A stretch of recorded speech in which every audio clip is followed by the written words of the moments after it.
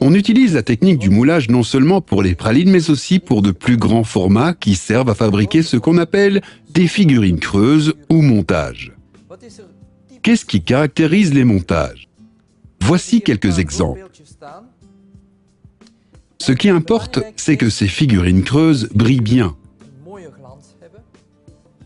soient fermes et ont le croquant caractéristique du chocolat. Les parois de figurines coupées doivent avoir une épaisseur identique, ni trop épaisse, ni trop fine.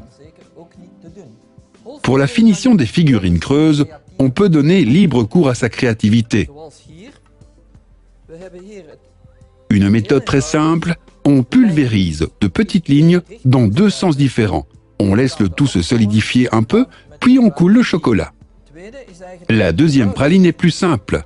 On a simplement versé du chocolat d'une couleur dans un moule, puis d'une deuxième et d'une troisième couleur.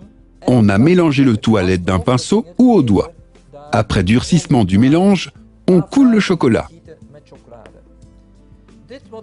Ce modèle est très simple. On a utilisé un colorant liposoluble.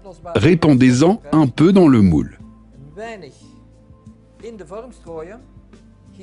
Ici, j'ai utilisé 3 coloris. Ensuite, on prend une lame de chocolat et on étale le colorant dans les directions souhaitées.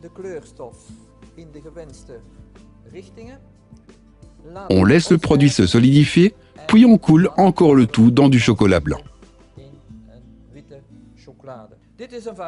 Ceci est une variante, confectionnée à l'identique, mais avec de la poudre de cacao.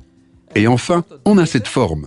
Il suffit de prendre un pinceau enduit de chocolat noir ou au lait, ou les deux. On passe quelques coups de pinceau, on laisse le tout durcir, puis on coule du chocolat blanc. Vous voyez, tout est permis. Il suffit de laisser libre cours à votre créativité.